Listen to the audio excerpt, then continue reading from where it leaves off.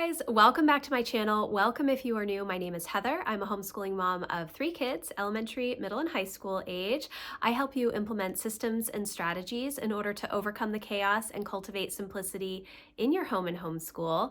Today, I'm really excited because I am participating in a collaboration hosted by Tamara from the Paper and Pen Girl, all about the 25 days of planner tips. Now, this is my first time participating in this collaboration. I was so excited when Tamara reached out to me to participate. I'm a little bit nervous, not sure how much I will have that is new to share, but I am really excited about the topic today. I want to thank Amber over at Plans Her Day for introducing me yesterday. If you didn't see her video, definitely go check it out after you finish my video. And you can find out all of the information about this collaboration over on Tamara's channel. I will leave everything linked in the description box below for you. So let's get started. So the topic of this year's collaboration is getting from plan to done. And I think that as a planner, obviously you love planning. I love planning. I love making to-do lists, but it can definitely be sometimes heavy on the planning, heavy on the making lists, and not so much on the doing. And so today, my tip is going to be all about single tasking versus multitasking and how to use time blocks in order to narrow your focus and get things done. So I feel probably like a lot of you that I have a lot of plates spinning in the air. I am a mom, I'm a homeschooler,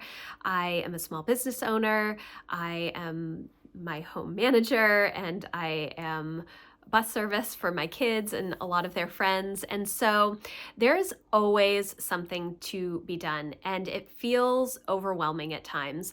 And so years and years ago, it really was years and years ago now, I'm not just making things up. Sometimes I will say a couple of weeks ago, and I really mean 3 years. So this really was years and years ago. I realized that I needed to set specific time blocks in my day for the different hats that I wear.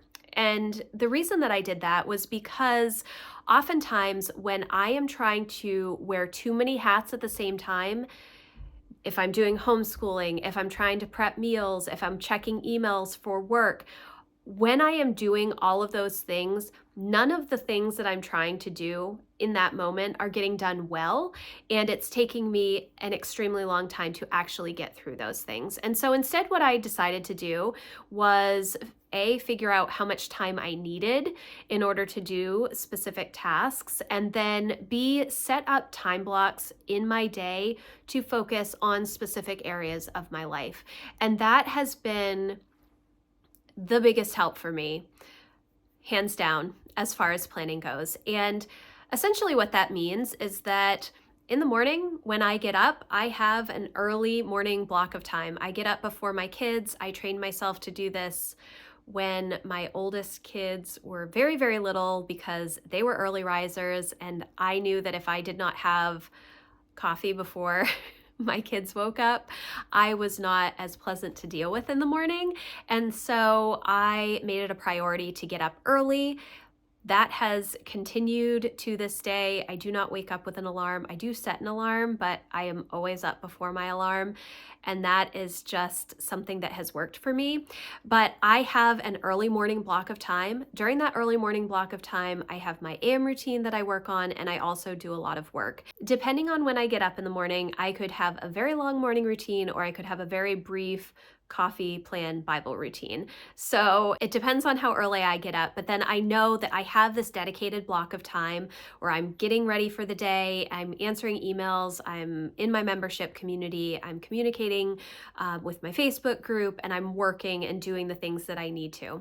And then my kids wake up, and there's some transition time where we chat in the morning, we discuss what's going on for the day. We eat breakfast together. Well, they eat breakfast. I make the breakfast. Well, Emma makes the breakfast too.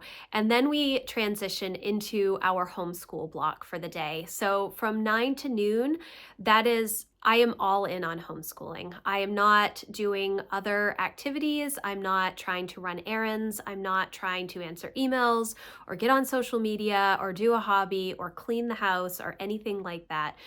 When I am in my homeschool block, I am just homeschooling. And this is how it kind of continues throughout the day. I have other blocks throughout the day for other areas of my life. And the reason that this works for me is because I am singularly focused on a particular part of my day. The reason that I started it was because I noticed when my kids were younger, when my older two were younger, trying to work through homeschool while I was also switching laundry over or vacuuming or dusting or more laundry. It was a lot of laundry. My kids were not as efficient with their time because I was never just sitting right with them. I would give them their directions. They would start to work on their stuff, which they're more than capable of doing independently. I would get up to go do something else, and they would become distracted and, like all kids, just kind of not be as efficient as they could be. But when I sit down with my kids and I work on the stuff with them, or I'm just sitting next to them at the table while they work and just writing in a notebook by myself, they are so much more efficient. We get through so much more in our day, and they are able to get through the work without a lot of tears. And that is always a benefit in my life. I think that we often hear multitasking as a good thing, but I really don't view it the same way. I really think that if we want to take one thing at a time and put all of our focus on that, it's better. It's the same thing with balance. You can never be completely balanced in all areas of your life, in my opinion. You are always giving a little bit more to one area at a time, and that is totally okay. And you can prioritize your time however you want. But I have found that when I am singularly focused on a task, I'm much faster at that task, I get more done, and it's more pleasant to deal with. When you have a lot of interruptions throughout your day, you will know this if you work in a corporate environment. I used to be an accountant. I had interruptions constantly. When you get out of that mindset of whatever you're doing, it takes like 20 minutes to get back into what you were doing before. The same as if you have really little kids who interrupt you when you're paying the bills, or if you're on a phone call, it's really hard to get distracted and then recenter yourself on what you're supposed to be doing. And so I definitely would recommend taking some time to just look at your day as a whole and see where you may be able to group different things together. Is there a particular part of the day when you do a lot of home management tasks? Is there a particular part of the week where you focus a lot on food prep and meal planning? Map out that time and put it on your planner as a time block so that you know when it is that time, you're able to singularly focus on that thing. Now, obviously, there are always going to be little emergencies. I have 3 kids. I know that there are constantly emergencies all the time, every day. I don't think there is one day that goes by that there isn't some sort of interruption.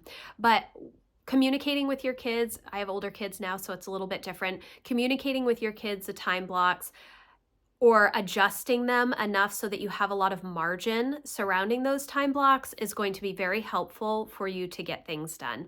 So that is my little tip for you. I have a bunch of books that I would recommend that focus on this. The One Thing is one of them.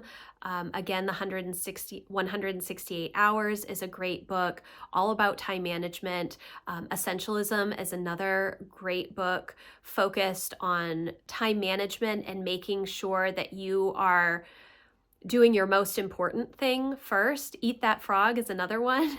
I love all of the books about time management, apparently. I hope that this gave you a little bit of encouragement to know that it is okay to be singularly focused on something. While multitasking, again, is touted as a great skill to have, I just don't think it's realistic to try and multitask throughout your day. Give it a try. Take some time to sit down and map out a few time blocks of when you want to do particular tasks and see how it goes.